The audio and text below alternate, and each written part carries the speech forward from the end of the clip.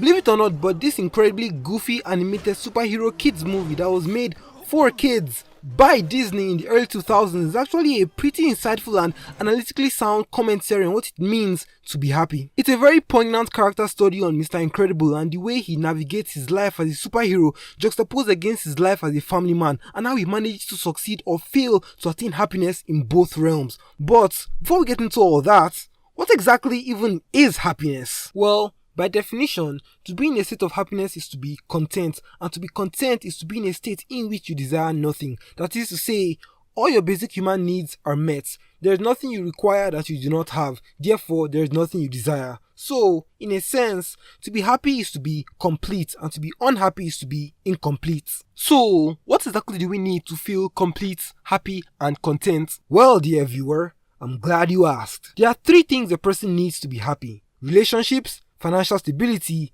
and passion. Without all 3 of these things, a person will not feel complete, which is kinda obvious if you think about it. Take away a valuable piece of a set and that set by definition is now incomplete. It's like a mathematical equation. If you take away one of those 3 variables, then you will not achieve your desired outcome. The same way 2 plus 2 equals 4 is the same way relationships, passion, and finances come together to equal happiness. So, why don't we make some simple juxtapositions and present a clear vivisection of this equation in order to obtain something substantial enough to predicate the essence of our analysis upon. The 2, the plus sign, and the other 2 each represent relationships, passion, and finances respectively, but somewhat interchangeably, with the 4 representing happiness.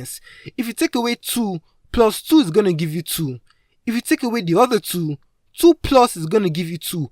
And if you take away the plus sign, 2 and the other 2 are going to give you 22. If you want the number 4, then you need to acquire all 3 variables. Kinda like how Thanos did when he had to snap his fingers that one time real quick. Take away relationships but keep passion and finances, and now you have no one to talk to about all the cool shit you've been doing. And all that money you've been making ain't gonna hug you, give you a kiss, or ask you how your day was. If you take away finances but keep passion and relationships, well, now you have no money to fund your creative ventures, and you can't even invite your friends over because you're fucking homeless, nigga. You ain't got no money, remember? You fucking broke ass bitch. Ew, fucking get away from me, fucking peasants. And finally, if you take away passion but keep finances and relationships, then now your soul is missing and you can't even enjoy the money you're making because you hate your life so much. All you want to do is drink yourself to death. And now your friends can't even fucking stand you on account of you being an insufferable piece of shit, because remember, you ain't got no soul, bro. So you're just dead on the inside. And this variation right here is depicted so perfectly in The Incredibles, as we see Mr. Incredible slowly lose his will to live after the one thing he loves most dearly gets inexplicably taken away from him. The movie starts out with him at the top of his game, at the peak of happiness. Hey, Frozo! Shouldn't you be getting ready? I still got time! He's a renowned and beloved superhero that gets to do the one thing he loves all day long, helping the good guys and bringing the bad guys to justice. So, that settles the passion part of the equation. He gets compensated quite well because he's essentially a glorified super famous government agent, so that handles the financial part of the equation. He's got an amazing best friend and he's fucking the baddest bitch in all of Pixar,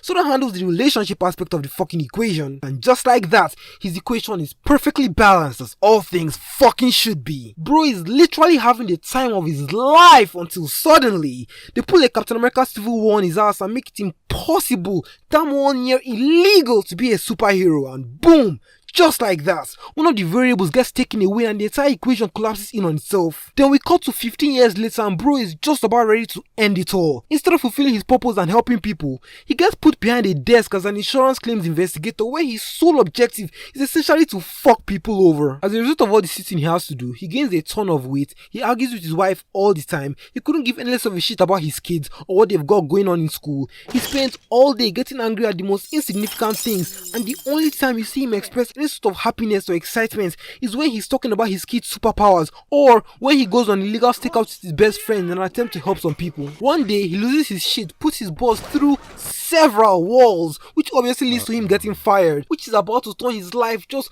completely upside down and just make his whole situation even worse than it is. But then he gets recruited by this anonymous billionaire to help him take down a few of his experimental AI powered super robots that have gone rogue, and he gets paid triple his fucking salary.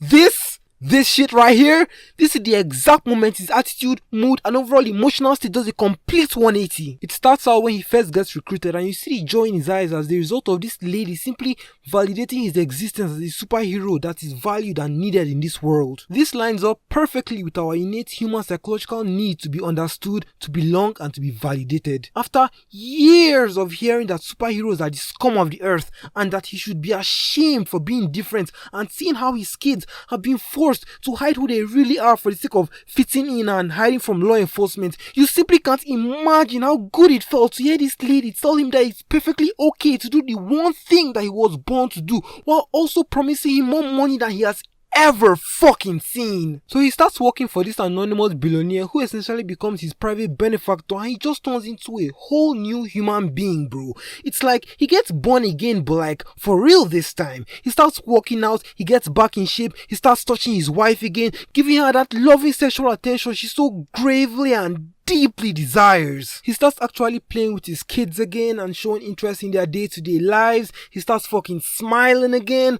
Bro, it's so magnificent to witness. After 15 years, he finally regains his lost variable. He starts doing what he believes to be his true purpose, and the equation restabilizes itself, providing him with just an endless supply of happiness. And yeah, that's it. That's the analysis. Turns out happiness really is a choice. Who fucking knew? Anyway, subscribe to my Patreon. That's where I do my podcast. It's called Wecko's Echo. We review movies, answer your questions, and we react to Reddit stories.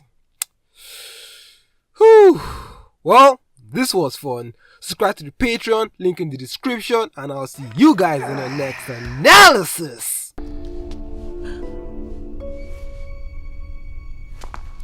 Helen? Hello. You must be Mr. Sinclair.